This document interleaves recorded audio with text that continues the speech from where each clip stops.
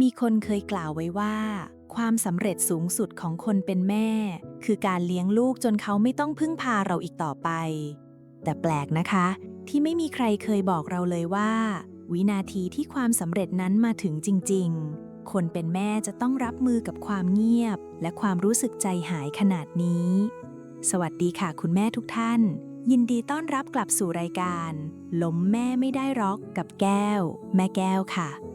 วันนี้ในวันที่ลูกเริ่มมีระยะห่างเราจะไม่ปล่อยให้ความรักกลายเป็นบ่วงที่รัดใจเราให้เจ็บปวดอีกต่อไปคลิปนี้แม่แก้วมี3วิธีเปลี่ยนความเหงาให้เป็นความสงบเลิกเอาความสุขไปผูกติดไว้กับการรอคอยแล้วลุกขึ้นมาจัดระเบียบชีวิตใหม่ให้หัวใจเรากลับมาเข้มแข็งได้ด้วยตัวเองถ้าคุณแม่พร้อมที่จะกลับมายิ้มให้ตัวเองอีกครั้งแล้วไปฟังพร้อมๆกันเลยนะคะสิ่งแรกที่เราต้องทำเพื่อปลดล็อกความรู้สึกน้อยใจก็คือการปรับเปลี่ยนมุมมองในหัวใจเสียใหม่ค่ะเราต้องเปลี่ยนความรู้สึกจากการเป็นผู้ที่ถูกทิ้งไว้ข้างหลังให้กลายเป็นการเฉลิมฉลองการเกษียณอายุจากตำแหน่งผู้จัดการชีวิตลูกค่ะคุณแม่ลองทบทวนและคิดตามแก้วนะคะการที่ลูกของเราสามารถออกไปใช้ชีวิตด้วยตัวเองได้สามารถรับผิดชอบตัวเองมีสังคมมีเพื่อนมีหน้าที่การงานที่ต้องดูแลนั่นไม่ได้แปลว่าเขากำลังทิ้งเรานะคะแต่มันคือเครื่องหมายยืนยันทางจิตวิทยาพัฒนาการที่ชัดเจนที่สุดว่าเราทำหน้าที่แม่ได้อย่างสมบูรณ์แบบและยอดเยี่ยมที่สุดแล้วต่างหากค่ะเราได้มอบปีกที่แข็งแรงพอให้เขาสามารถบินออกไปเผชิญโลกกว้างได้อย่างสง่างามความสำเร็จในการเลี้ยงลูกไม่ใช่การที่ลูกต้องมาเกาะติดเราไปตลอดชีวิตแต่คือการที่เขาสามารถยืนหยัดได้ด้วยลำแข้งของตัวเองอย่างมั่นคงค่ะในทางธรรมนี่แหละค่ะคือบททดสอบวิชาอุเบกขาด่านสุดท้ายของคนเป็นแม่ที่เราต้องก้าวข้ามให้ได้รักและห่วงใยนะคะแต่ต้องวางใจให้เป็นค่ะดังนั้นแทนที่เราจะมองว่าตัวเองหมดประโยชน์เราควรยืดอกรับความภาคภูมิใจนี้และถือว่านี่คืองานฉลองเกษียณอายุของเราค่ะตำแหน่งผู้จัดการชีวิตลูกที่ต้องคอยดูแลและห่วงใยเขา24ชั่วโมงไม่มีวันหยุดพักบัดนี้ได้สิ้นสุดลงแล้วอย่างสวยงามหลาย10ปีที่เรามอบเวลาทั้งหมดให้ลูกจนลืมไปแล้วว่าตัวเองชอบกินอะไรชอบฟังเพลงแบบไหนถึงเวลาที่เราต้องกลับมาทำความรู้จักกับผู้หญิงคนนี้อีกครั้งค่ะเมื่อเราเกษียณแล้วสิ่งที่เราต้องลงมือทำอย่างเร่งด่วนในขั้นตอนต่อไปก็คือการลุกขึ้นมาสร้างตารางชีวิตระดับบุคคลสำคัญให้กับตัวเองค่ะที่ผ่านมาคนเป็นแม่มักจะจัดตารางชีวิตโดยยึดเอาลูกเป็นศูนย์กลางเสมอเรามักจะทำตัวให้ว่างเคลียร์ทุกอย่างเพื่อเตรียมพร้อมรอคอยเวลาที่ลูกจะว่างตรงกันแต่ตั้งแต่วันนี้ไปแก้วขอให้คุณแม่เลิกทำแบบนั้นค่ะเลิกทำตัวเป็นของตายที่คอยรอคอยเวลาเศษเหลือจากใครคุณแม่ต้องลุกขึ้นมาจัดตารางความสุขให้ตัวเองแบบคิวทองค่ะวางแผนไปเลยว่าวันจันทร์จะไปนวดตัวเพื่อผ่อนคลายวันอังคารจะเรียนทำขนมวันพุธนัดจิบน้ำชากับเพื่อนเก่าสมัยเรียนวันพฤหัสบดีไปออกกำลังกายเพื่อสุขภาพทำตารางชีวิตของตัวเองให้แน่นไปด้วยกิจกรรมที่สร้างความสุขและรอยยิ้มให้กับตัวเองค่ะแล้วถ้าลูกอยากจะมาหรืออยากจะชวนไปไหนให้เขาเป็นฝ่ายต้องนัดหมายล่วงหน้าค่ะใช่ค่ะคุณแม่ฟังไม่ผิดค่ะเราต้องบอกลูกด้วยน้ำเสียงที่อารมณ์ดีแต่หนักแน่นว่าถ้าลูกจะเข้ามาหาแม่วันอาทิตย์นี้ลูกต้องบอกแม่ล่วงหน้านะคะเพราะแม่มีนัดไปทำสวยกับเพื่อนการทำแบบนี้ไม่ใช่การเล่นตัวหรือการประชดประชันนะคะแต่ในทางจิตวิทยาพฤติกรรมมันคือการสร้างคุณค่าและดึงอำนาจในการควบคุมชีวิตกลับมาไว้ที่ตัวเราเองค่ะมันทำให้ลูกเห็นว่าแม่ก็มีชีวิตเป็นของตัวเองมีความสุขได้ด้วยตัวเองและเวลาของแม่ก็มีค่าเช่นเดียวกันเมื่อเราเห็นค่าของเวลาตัวเองผู้อื่นก็จะเห็นคุณค่าของเราเช่นกันค่ะเมื่อเราจัดตารางชีวิตใหม่ได้แล้วลำดับต่อไปที่สำคัญไม่แพ้กันเลยก็คือเราต้องเลิกทำตัวเป็นตู้แจกจ่ายความรักอัตโนมัติ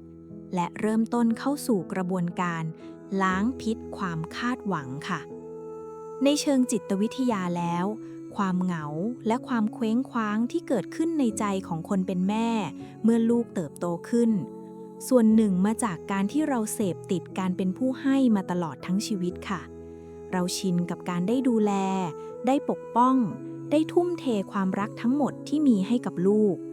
เราทำหน้าที่เหมือนตู้แจกจ่ายความรักที่เปิดทำการตลอด 24 ชั่วโมงพอวันหนึ่งลูกเติบโตขึ้นและไม่ได้ต้องการการดูแลอย่างใกล้ชิดเหมือนเมื่อก่อนตู้แจกจ่ายความรักตู้นี้ก็เลยรู้สึกหมดความหมายเพราะไม่มีคนมารอรับความรักนั้นอีกต่อไปความว่างเปล่านี้แหละค่ะที่แปลเปลี่ยนเป็นความเหงาและเรียกร้องความสนใจลึกๆในใจเราเพื่อจัดการกับความรู้สึกนี้เราต้องเริ่มต้นด้วยการล้างพิษความคาดหวังค่ะความคาดหวังเหมือนก้อนหินหนักๆที่เราแบกไว้บนบ่ายิ่งคาดหวังให้เขากลับมาสนใจเรายิ่งปวดบ่าปวดใจพอเราวางมันลงเราจะรู้สึกเบาสบายอย่างประหลาดสิ่งแรกที่แก้วอยากแนะนำให้คุณแม่ทำเพื่อล้างพิษก็คือการลดละและเลิกการตามส่องสื่อสังคมออนไลน์ของลูกชั่วคราวค่ะหลายครั้งที่เราเห็นลูกไปเที่ยวสนุกสนานกับเพื่อนเห็นเขาไปกินอาหารอร่อยๆโดยที่ไม่มีเราแล้วใจเราก็แอบคิดน้อยใจว่าทำไมทีกับเพื่อนเขามีเวลาแต่กับแม่เขาไม่มีเวลาเลยการเพ่งมองหน้าจอพวกนี้มีแต่จะสร้างการเปรียบเทียบและเพาะพันธุ์ความน้อยใจให้เติบโตขึ้นในใจเราโดยไม่จำเป็นเลยค่ะการถอยห่างออกมาจากหน้าจอของเขาคือการปัดไฟแต่ต้นลมไม่ให้ความคาดหวังของเราไปทำร้ายใจตัวเองค่ะและในส่วนของการลงมือทำนั้นแก้วอยากให้คุณแม่เปลี่ยนสถานภาพของตัวเองค่ะจากที่เคยเป็นตู้แจกจ่ายความรักให้แต่คนอื่นมาทั้งชีวิตวันนี้เราต้องเปลี่ยนตัวเองมาเป็นผู้ถือหุ้นใหญ่ที่พร้อมจะจ่ายเงินปันผลแห่งความสุขให้กับตัวเองอย่างเต็มที่ค่ะเงินปันผลในที่นี้ไม่ได้หมายถึงแค่เรื่องเงินทองนะคะแต่หมายถึงการอนุญาตให้ตัวเองได้รับสิ่งที่ดีที่สุดบ้างพาตัวเองไปกินอาหารร้านอร่อยที่เล็งมานานโดยไม่ต้องรอให้ใครพาไปซื้อเสื้อผ้าชุดสวยที่เคยเสียดายเงินไม่กล้าซื้อหรือพาตัวเองไปเที่ยวในสถานที่ที่อยากไปมาตลอดเติมเต็มความสุขให้กับตัวเองโดยไม่ต้องรู้สึกผิดไม่ต้องคิดว่าเงินก้อนนี้ต้องเก็บไว้ให้ลูกจำคำพระที่ท่านสอนว่าตนเป็นที่พึ่งแห่งตนได้ไหมคะความสุขก็เช่นเดียวกันค่ะเราต้องกลับมาเป็นที่พึ่งทางอารมณ์ให้ตัวเองเลิกรอคอยและเริ่มลงมือสร้างมันด้วยตัวเองค่ะเพราะคุณแม่ทำงานหนักมามากพอแล้วคุณแม่สมควรได้รับรางวัลที่ดีที่สุดสำหรับชีวิตของตัวเองค่ะการที่แม่มีความสุขสดใสและดูแลตัวเองได้ดีนั่นต่างหากคือความสบายใจขั้นสูงสุดที่ลูกทุกคนอยากเห็นค่ะมาถึงวิธีที่ 3ซึ่งเป็นวิธีที่ลึกซึ้งและท้าทายหัวใจคนเป็นแม่มากที่สุดค่ะนั่นคือการเรียนรู้ศิลปะแห่งการปล่อยมือและการเนรมิตพื้นที่ในบ้านให้กลายเป็นอาณาจักรส่วนตัวของเราเองค่ะแก้วอยากชวนคุณแม่มาปรับมุมมองเรื่องความรักด้วยหลักปรัชญาและธรรมชาติที่แสนจะเรียบง่ายแต่เป็นความจริงที่สุดค่ะให้คุณแม่ลองจินตนาการว่าความรักที่เรามีต่อลูกนั้นเปรียบเสมือนทรายบนฝ่ามือค่ะถ้าเราแบมือประคองไว้หลวมๆทรายเหล่านั้นก็จะนอนนิ่งอย่างปลอดภัยอยู่กับเราแต่ถ้าเมื่อไหร่ก็ตามที่เราเกิดความกลัวว่าจะสูญเสียเขาไปแล้วเราพยายามกำมือ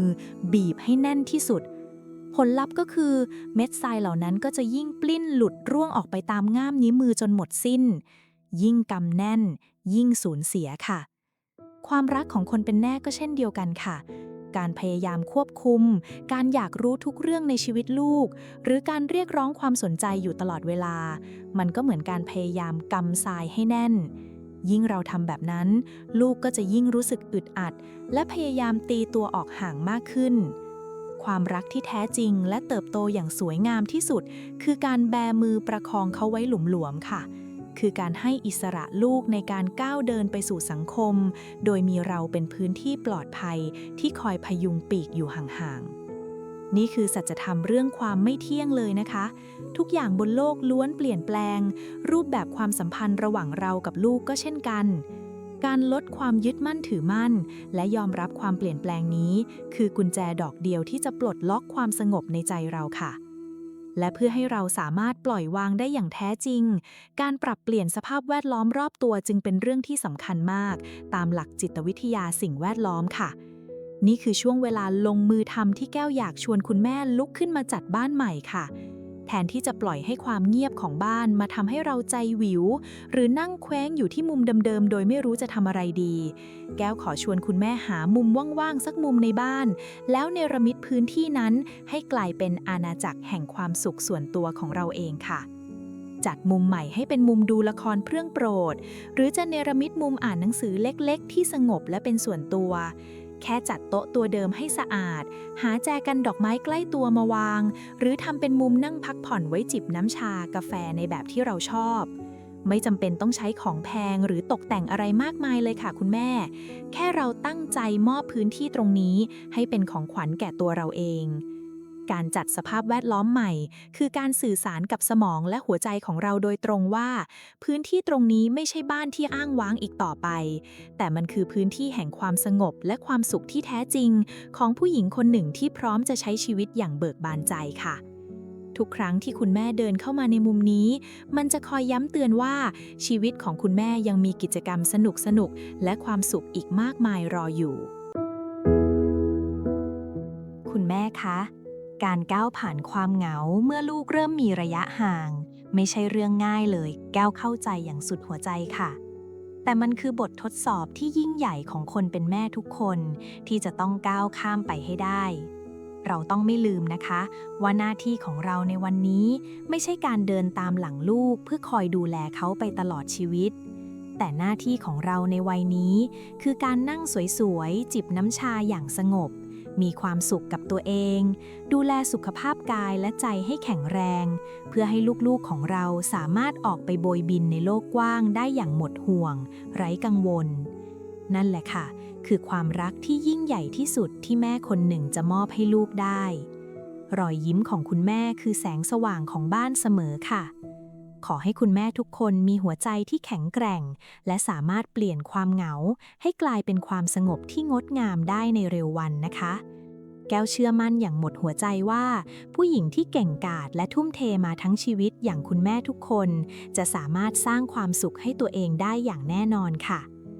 ก่อนจากกันไปในวันนี้แก้วอยากขอกำลังใจและการมีส่วนร่วมจากคุณแม่ทุกท่านค่ะ